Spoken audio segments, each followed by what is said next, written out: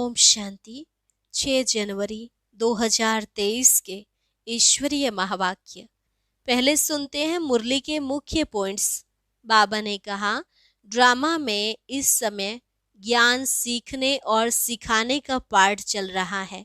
कुछ समय बाद यह पार्ट बंद हो जाएगा, फिर तुम्हारा पार्ट नई दुनिया में होगा और बाप का पार्ट शांति धाम में। कई बच्चे जो अपने को बहुत होशियार समझते हैं, उन्हें पीछे बहुत पछताना पड़ेगा। श्रीमत पर चलें तो फायदा ही फायदा है, नहीं तो घाटा भी बहुत है। पास्ट की बातों को रिवाइज नहीं करना चाहिए, नहीं तो पास्ट की कमजोरी भी रिवाइज हो जाती है। तुम्हें सदा ड्रामा के पट्टे पर ठहरना है। बाबा रोज सर्विस की युक्तियां बताते हैं। अनेक नए नए बच्चे हैं जिनको सर्विस का बड़ा शौक है। ऐसे सर्विसेबल बच्चे फिर पुरानों से भी तीखे चले जाते हैं। अगर कोई में विकारों का नशा है तो माया उछलने नहीं देती, अंदर ही अंदर काटती रहती है। जब से यह रावण राज्य आरंभ हुआ है, तब से इन चूहों ने कुतरना शुरू किया है। कोई कोई में काम का थोड़ा अंश है, लेकिन क्रोध तो बहुतों में है। यह क्रोध बहुत दुखदाई है, जो अपने को भी दुखी करता और दूसरों को भी दुखी करता है।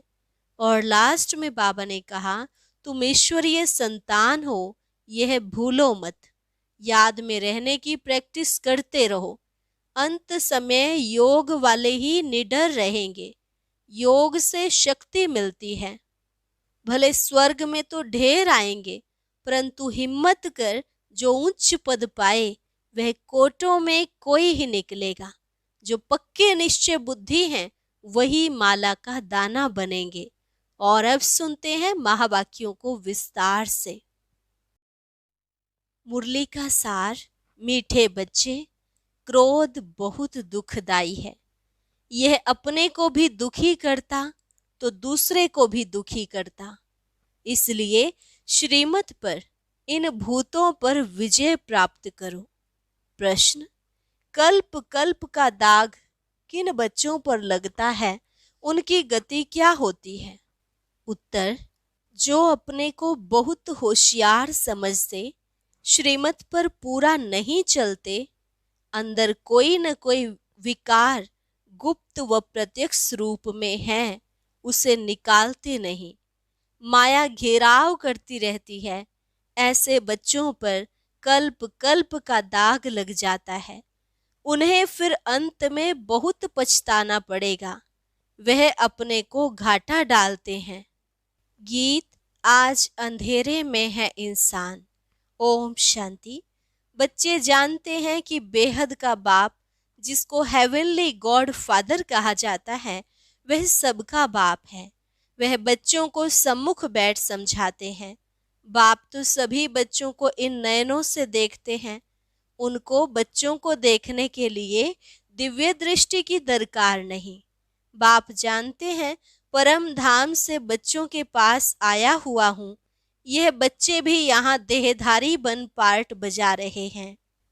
इन बच्चों को सम्मुख बैठ पढ़ाता हूँ।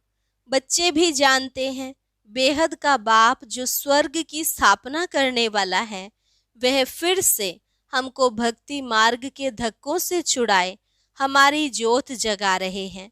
सभी सेंटर्स के बच्चे समझते हैं कि अब हम ईश्वरीय कुल के व ब्राह्मण कुल के हैं। सृष्टि का रचता कहा जाता है परम पिता परमात्मा को। सृष्टि कैसे रची जाती है, वह बाप बैठ समझाते हैं। बच्चे जानते हैं, मात पिता बिगर कभी मनुष्य सृष्टि रची नहीं जा सकती। ऐसे नहीं कहेंगे कि पिता द्वारा सृष्टि रची जाती है। गाया भी जाता है, तुम मात पिता। यह मात पिता सृष्टि रचकर फिर उन्हों को लायक बनाते हैं। यह बड़ी खूबी है। ऐसे तो नहीं ऊपर से देवताएं आकर धर्म स्थापन करेंगे। जैसे क्राइस्ट क्रिश्चियन धर्म की स्थापना करते हैं, तो क्राइस्ट को भी क्रिश्चियन लोग फादर कहते हैं। अगर फादर है तो मदर भी जरूर चाहिए। उन्होंने मदर रखा है मैरी को। अब मैरी कौन थी? क्राइस्ट की नई आत्मा ने आकर तन में प्रवेश किया, तो जिसमें प्रवेश किया उसके मुख से प्रजा रची, वह हो गए क्रिश्चियन। यह भी समझाया गया है कि नई आत्मा जो ऊपर से आती है, उनका ऐसा कोई कर्म नहीं है जो दुख भोगे। पवित्र आत्मा आती है। जैसे परम पिता परमात्मा कभी दुख नहीं भोग सकता, दुख अथवा गाली आदि सब इस साकार को देते हैं, तो क्राइस्ट को भी जब क्रॉस पर चढ़ाया तो जरूर जिस तन में क्राइस्ट की आत्मा ने प्रवेश किया उसने ही यह दुख सहन किया। क्राइस्ट की प्योर सोल तो दुख नहीं सहन कर सकती, तो क्राइस्ट हुआ फादर, माँ कहाँ से लावे? फिर मैरी को मदर बना दिया है। दिखाते हैं मैरी कुमारी थी, उनसे क्राइस्ट पैदा हुआ। यह सब शास्त्रों से उठाया है। दिखाया है ना, कुंती कन्या थी तो उनसे कर्ण पैदा हुआ। अब यह दिव्य दृष्टि की बात है, परंतु उन्होंने फिर कॉपी किया है। तो जैसे यह ब्रह्मा मदर है, मुख द्वारा बच्चे पैदा कर फिर संभालने के लिए मम्मा को दिया, तो क्राइस्ट का भी ऐसे है। क्राइस्ट ने प्रवेश कर धर्म की स्थापना की। उनको कहेंगे क्राइस्ट की मुख वंशावली भाई और बहन। क्रिश्चियन का प्रजापिता हो गया क्राइस्ट, जिसमें प्रवेश कर बच्चे पैदा किए, वह हो गई माता। फिर संभालने लिए दिया मैरी को, उन्होंने फिर मैरी को मदर समझ लिया है। यहाँ तो बाप कहते हैं, मैं इनमें प्रवेश कर मुख संतान रचता हूँ, तो उसमें यह मम्मा भी मुख संतान ठहरी।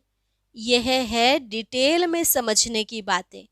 दूसरी बात बाप समझाते हैं, आज एक पार्टी आबू में आने वाली है वेजिटेरियन का प्रचार करने, तो उनको समझाना है बेहद का बाप अब देवी देवता धर्म की स्थापना कर रहे हैं जो पक्के वेजिटेरियन थे, और कोई भी धर्म इतना वेजिटेरियन होता नहीं है। अब यह सुनाएंगे कि वैष्णव बनने में कितने फायदे हैं, परंतु सब तो बन नहीं सकते क्योंकि बहुत हिरे हुए हैं, अर्थात आदत पड़ी हुई है, छोड़ना बड़ा मुश्किल है। परंतु इस पर समझाना है कि बेहद के बाप ने जो हेवन स्थापन किया है उसमें सभी वैष्णव अर्थात विष्णु की वंशावली थे। देवताएं बिल्कुल वाइसलेस थे। आजकल के वेजिटेरियन तो विशेष हैं। क्राइस्ट से 3000 वर्ष पहले भारत हेवन था, तो ऐसे ऐसे समझाना है। तुम बच्चों के बिगर ऐसा कोई मनुष्य नहीं जिसको मालूम हो कि स्वर्ग क्या चीज है, कब स्थापन हुआ, वहां कौन राज्य करते हैं। लक्ष्मी नारायण के मंदिर में भले जाते हैं, बाबा भी जाते थे, परंतु यह नहीं जानते कि स्वर्ग में इन्हों की राजधानी होती है। सिर्फ महिमा गाते हैं, परंतु उन्हों को किसने राज्य दिया कुछ भी पता नहीं। अब तक बहुत मंदिर बनाते हैं क्योंकि समझते हैं लक्ष्मी ने धन दिया है, इसलिए दीपमाला पर व्यापारी लोग लक्ष्मी की पूजा करते हैं। इन मंदिर बनाने वालों को भी समझाना चाहिए, जैसे फॉरेनर्स आते हैं तो उनको भारत की महिमा बतानी चाहिए कि क्राइस्ट से 3000 वर्ष पहले भारत ऐसा वेजिटेरियन था, ऐसा कोई हो नहीं सकता। उनमें बहुत ताकत थी, गॉड गॉडेस का राज्य कहा जाता है। अब वही राज्य फिर से स्थापन हो रहा है, यह वही समय है। शंकर द्वारा विनाश भी गाया हुआ है, फिर विष्णु का राज्य होगा। बाप द्वारा स्वर्ग का वर्षा लेना हो तो आकर ले सकते हैं। रमेश उषा दोनों को सर्विस का बहुत शौक है। यह वंडरफुल जोड़ा है, बहुत सर्विसेबल है। देखो नए नए आते हैं तो पुरानों से भी तीखे चले जाते हैं। बाबा युक्तियां बहुत बताते हैं, परंतु कोई न कोई विकार का नशा है तो माया उछलने नहीं देती है। कोई में काम का थोड़ा अंश है, क्रोध तो बहुतों में है, परिपूर्ण कोई बना नहीं है, बन रहे हैं।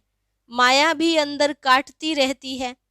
जब से रावण राज्य आरंभ हुआ है तब से इन चूहों ने कुतरना काटना शुरू किया है। अब तो भारत बिल्कुल ही कंगाल हो गया है। माया ने सबको पत्थर बुद्धि बना दिया है। अच्छे अच्छे बच्चों को भी माया ऐसे घेरती है जो उन्हों को पता नहीं पड़ता कि हमारा कदम पीछे कैसे जा रहा है। फिर संजीवनी बूटी सूंघाकर होश में लाते हैं। क्रोध भी दुखदाई है, अपने को भी दुखी करता, दूसरों को भी दुखी करता है। कोई में गुप्त है, कोई में प्रत्यक्ष है। कितना भी समझाओ समझते नहीं है। अभी अपने को बहुत होशियार समझते हैं, पीछे बहुत पछताना पड़ेगा, कल्प कल्प का दाग लग जाएगा। श्रीमत पर चले तो फायदा भी बहुत है, नहीं तो घाटा भी बहुत है। मत दोनों की मशहूर है, श्रीमत और ब्रह्मा की मत। कहते हैं ब्रह्मा भी उतर आए तो भी यह नहीं मानेगा। श्री कृष्ण का नाम नहीं लेते हैं। अब तो परम पिता परमात्मा खुद मत देते हैं। ब्रह्मा को भी उनसे ही मत मिलती है। बाप का बच्चों पर बहुत प्यार होता है, बच्चों को सिर कुल्हे चढ़ाते हैं। बाप की एम रहती है कि बच्चा ऊंच चढ़े तो कुल का नाम निकलेगा, परंतु बच्चा न बाप की माने न दादा की माने तो गोया बड़ी माँ की भी नहीं माना, उसका क्या हाल होगा, बात मत पूछो। बाकी सर्विसेबल बच्चे तो बाप दादा की दिल पर चढ़ते हैं, तो उनकी बाबा खुद महिमा करते हैं।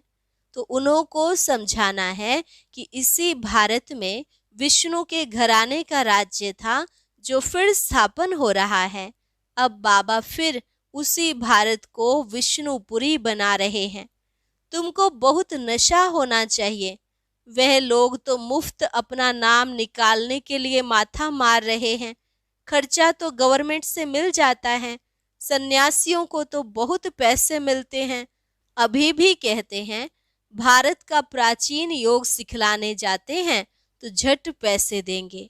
बाबा को तो किसी के पैसे की दरकार नहीं। यह खुद सारी दुनिया को मदद करने वाला भोला भंडारी है। मदद मिलती है बच्चों की। हिम्मते बच्चे मददे बाप। जब कोई बाहर से आते हैं तो हिरे हुए हैं, समझते हैं आश्रम है कुछ देवें, परंतु तुमको बोलना है क्यों देते हो। ज्ञान तो कुछ सुना नहीं है, कुछ पता नहीं। हम बीज बोते हैं, स्वर्ग में फल मिलना है। यह पता भी तब हो जब ज्ञान सुने। ऐसे आने वाले करोड़ों आएंगे। यह अच्छा है जो बाबा गुप्त रूप में आया है। श्री कृष्ण के रूप में आता तो रेती मुआफिक इकट्ठे हो जाते, एकदम चटक पड़ते, कोई घर में बैठ ना सके। तुम ईश्वरीय संतान हो, यह भूलो मत। बाप की तो दिल में रहता है कि बच्चे पूरा वर्षा लेवें। स्वर्ग में तो ढेर आएंगे, परंतु हिम्मत कर उच्च पद पाए वह कोटों में कोई निकलेगा। अच्छा, मात पिता बाप दादा का मीठे मीठे सिकिलधे बच्चों प्रति याद प्यार और गुड मॉर्निंग। रूहानी बाप की रूहानी बच्चों को नमस्ते। रूहानी बच्चों की रूहानी बाप दादा को नमस्ते नमस्ते, गुड मॉर्निंग। अभी रात्रि क्लास।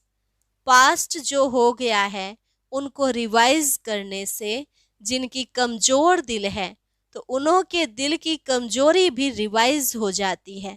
इसलिए बच्चों को ड्रामा के पट्टे पर ठहराया गया है। मुख्य फायदा है ही याद से। याद से ही आयु बड़ी होनी है। ड्रामा को बच्चे समझ जाएं तो कब ख्याल ना हो। ड्रामा में इस समय ज्ञान सीखने और सिखाने का चल रहा है। फिर पार्ट बंद हो जाएगा। न बाप का न हमारा पार्ट रहेगा, न उनका देने का पार्ट न हमारा लेने का पार्ट होगा। तो एक हो जाएंगे ना। हमारा पार्ट नई दुनिया में हो जाएगा, बाबा का पार्ट शांति धाम में होगा। पार्ट का रील भरा हुआ है ना। हमारा प्रारब्ध का पार्ट, बाबा का शांति धाम का पार्ट। देने और लेने का पार्ट पूरा हुआ, ड्रामा ही पूरा हुआ। फिर हम राज्य करने आएंगे, वह पार्ट चेंज होगा, ज्ञान स्टॉप हो जाएगा। हम वह बन जाएंगे। पार्ट ही पूरा तो बाकी फर्क नहीं रहेगा। बच्चों के साथ बाप का भी पार्ट नहीं रहेगा। बच्चे ज्ञान को पूरा ले लेते हैं तो उनके पास कुछ रहता ही नहीं है। न देने वाले के पास रहता, न लेने वाले में कमी रहती, तो दोनों एक दो के समान हो गए। इसमें विचार सागर मंथन करने की बुद्धि चाहिए। खास पुरुषार्थ है याद की यात्रा का। बाप बैठ समझाते हैं।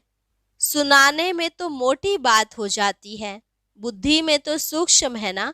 अंदर में जानते हैं शिव बाबा का रूप क्या है, समझाने में मोटा रूप हो जाता है। भक्ति मार्ग में बड़ा लिंग बना देते हैं। आत्मा है तो छोटी ना। यह है कुदरत। कहाँ तक अंत पाएंगे, फिर पिछाड़ी में बेअंत कह देते। बाबा ने समझाया है सारा पार्ट आत्मा में भरा हुआ है। यह कुदरत है, अंत नहीं पाया जा सकता। सृष्टि चक्र का अंत तो पाते हैं, रचयिता और रचना के आदि मध्य अंत को तुम ही जानते हो। बाबा नॉलेजफुल है, फिर भी हम फुल बन जाएंगे, पाने के लिए कुछ रहेगा नहीं।